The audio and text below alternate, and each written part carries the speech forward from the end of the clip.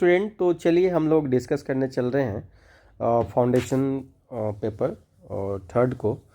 इसमें जो first question आपसे पूछा गया है वो आइसोलेटेड सिस्टम के बारे में पूछा गया है। तो देखिए यहाँ पे आइसोलेटेड सिस्टम को आपको इस तरीके से डिफाइन करना है, ठीक है। यानी आइसोलेटेड सिस्टम में आपको क्या करना है, आपको लिख देना है कि यहाँ पे ना तो एक्सचेंज होता है मैटर का और ना ही एनर्जी का। तो यहाँ पे आपको ये 1 मार्क्स मिल सकता है। यहाँ पे एग्जाम्पल भी आपको यहाँ पे लिख देना है, ठीक है। नेक्स्ट हम बात कर रहे हैं, यहाँ पे बोला गया है कि सेकेंड में टेम्परेचर डिपेंडेंट की बात की गई है। तो मोलरिटी जो होता है टेम्परेचर पर डिपेंड करता है, तो ये 1 मार्क्स आपको यहाँ पे मिल गया। डी इलेक्ट्रोनेशन का मतलब होता है लॉस ऑफ इलेक्ट्रॉन, यानी ये ऑक्सीडेशन है, तो यहाँ पे भी आपको ऐसे लिखना है। बोल रहा है कि कौन इसमें से सैचुरेटेड हाइड्रोकार्बन है, तो एल्केन होगा, तो यहाँ पे आपको 1 मार्क्स यहाँ पे मिलता है। नोड जो है, हमने बार बार इस पॉइंट को डिस्कस किया है कि एटम के अंदर ऐसा स्पेस जहाँ पे प्रोबेबिलिटी इलेक्ट्रॉन की फाइंडिंग की 0 हो, तो उसको हम लोग क्या बोलते हैं, नोड बोलते हैं। सोडियम का यहाँ पे आपको क्या लिखा गया है, कितना अनपेयर्ड इलेक्ट्रॉन होगा एक एटम में। तो देखिए इलेक्ट्रॉनिक कन्फिगरेशन आप लिख दीजिए और यहाँ पे आप दिखा दीजिए कि यहाँ पे जो अनपेयर्ड इलेक्ट्रॉन है वो कितना है, 1 है, तो ये 1 मार्क्स आपको यहाँ पे मिल गया। नेक्स्ट देखिए, how many sigma in pi bond in 1 molecule of cyclohexene. Cyclohexene दिया गया है, ठीक है। तो साइक्लोहेक्सीन में आपको क्या होगा, यहाँ पे कहीं एक जगह पाई बॉन्ड आएगा, ठीक है। तो यहाँ पे पाई बॉन्ड होना चाहिए, ठीक है, और बाकी आप वो काउंट कर लिए। तो यहाँ पे ये कैंसिल गलत है, क्योंकि पाई बॉन्ड को इन्होंने गलत तरीके से लिखा है।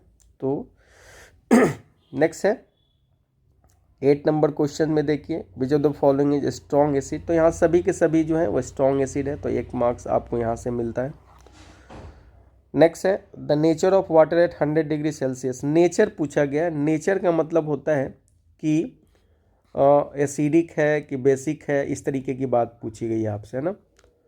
तो ये ध्यान में रखना है आपको, नेचर में ये दिखाना है। तो यहाँ पे 100 डिग्री सेल्सियस पर नेचर के बारे में आपसे पूछा गया। KW का वैल्यू ये होता है, सही होता है, तो ये आपके पास है। यानी इनका टोटल जो है ऑब्जेक्टिव क्वेश्चन में आपका 2 क्वेश्चंस गलत हो गए 10 में, तो इनका टोटल मार्क्स यहाँ से कितना आया, 8 मार्क्स आ गया।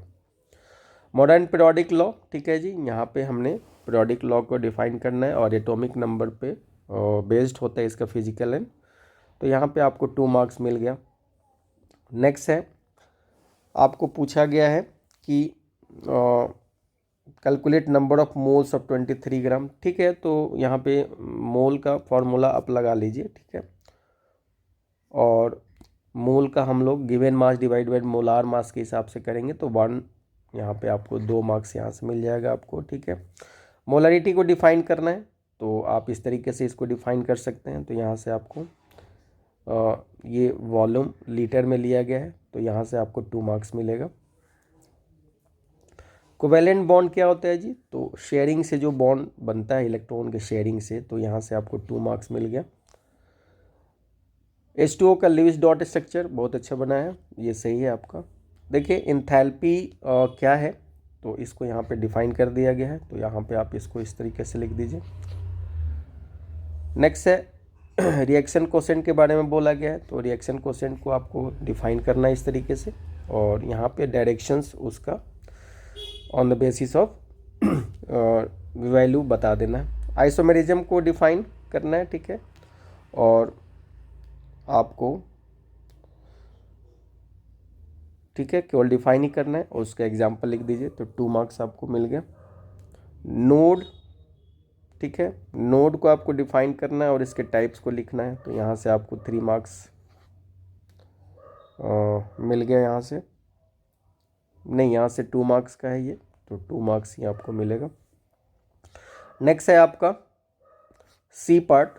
सी पार्ट में हम लोग फर्स्ट ज्योमेट्रिकल आइसोमेरिज्म की बात करेंगे। तो ज्योमेट्रिकल को आपको डिफाइन करना है इस तरीके से, और वहाँ पे इसके कंडीशंस को भी लिख देना है कि कहाँ शो होता है। इन्होंने ट्रांस ये सब चीज़ लिख दिया है, तो यहाँ से इनको 3 मार्क्स आपको मिलता है।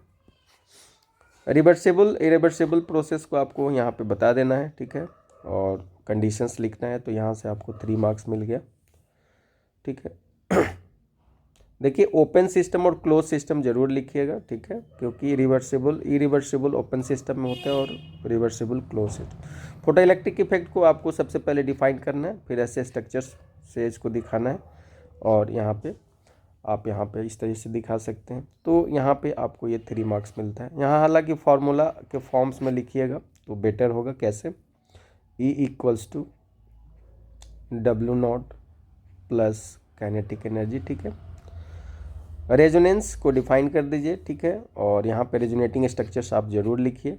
तो ये 3 मार्क्स आपको यहाँ पे आ गया। फर्स्ट लॉ ऑफ थर्मोडायनेमिक को स्टेटमेंट को डिफाइन करिए और इसके मैथमेटिकल फार्मूला को यहाँ जरूर लिखिए। तो ये आपके पास 3 मार्क्स मिल गया।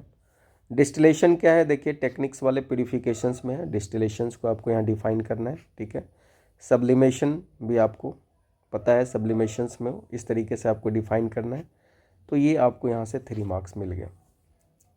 एरोमेटिसिटी क्या होता है जी? एरोमेटिक कंपाउंड जो प्रॉपर्टी शो करता है एरोमेटिसिटी है, तो उसको कंडीशंस को आपको इस तरीके से लिख देना है, ठीक है। तो ये आप देख पा रहे हैं, ठीक है। तो यहाँ से आपको ये 3 मार्क्स। डी ब्रॉगली हाइपोथेसिस, देखिए जो de Broglie dual natures of particles को एक्सप्लेन करता है, तो आप इस तरीके से यहाँ पे लिख दीजिए और ये वैल्यू आप यहाँ पे दिखा सकते हैं। हीट ऑफ फॉर्मेशंस, ठीक है, तो इंथैल्पी ऑफ फॉर्मेशंस हम लोग दिखाएंगे और इसको पर मोल के हिसाब से हम लोग दिखाते हैं। तो ये वैल्यू हो गया। इंथैल्पी ऑफ रिएक्शंस को आपको लिखना है, तो उसको डिफाइन करके आपको इस तरीके से लिखना है और ये आपका 3 मार्क्स हो गया, ठीक है। अब देखिए आपके पास है डी सेक्शंस जो 5 मार्क्स के हैं। तो बोर्स के लिए पहले इंट्रो करिए, फिर इसके पोस्टुलेट्स को आपको इस तरीके से लिखना है, ठीक है। ये आपके पोस्टुलेट्स हो गए सारे। और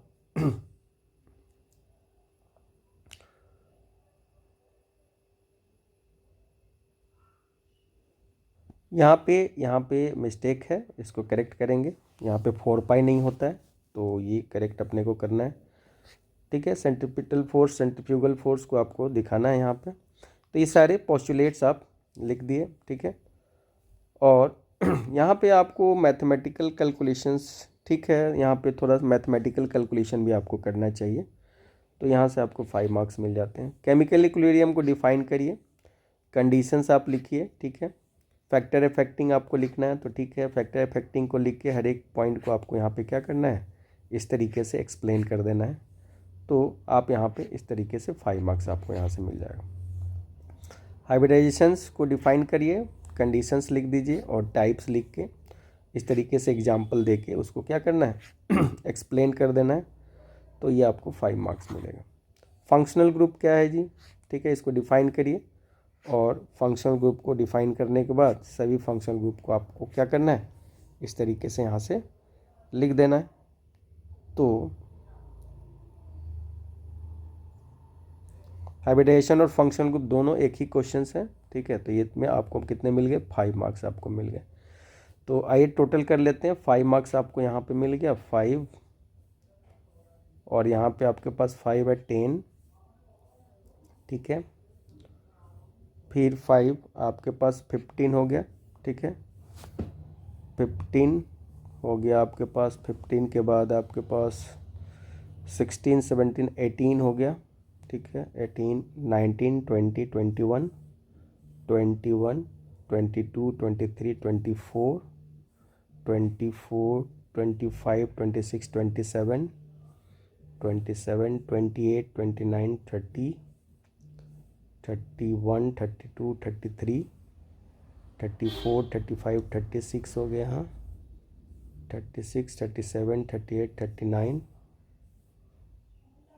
40, 41, 42, 42, 43, 44, 45, 46, 47, 48, 48, 49, 50, 51, 52, 53, 54, 55, 56, 57, 58, 59, ठीक है। 59 आपके पास हो गया और पहले से आपके पास 8 है, तो ये वैल्यू आपके पास कितना होगा? 67 के करीब में आपका आंसर है।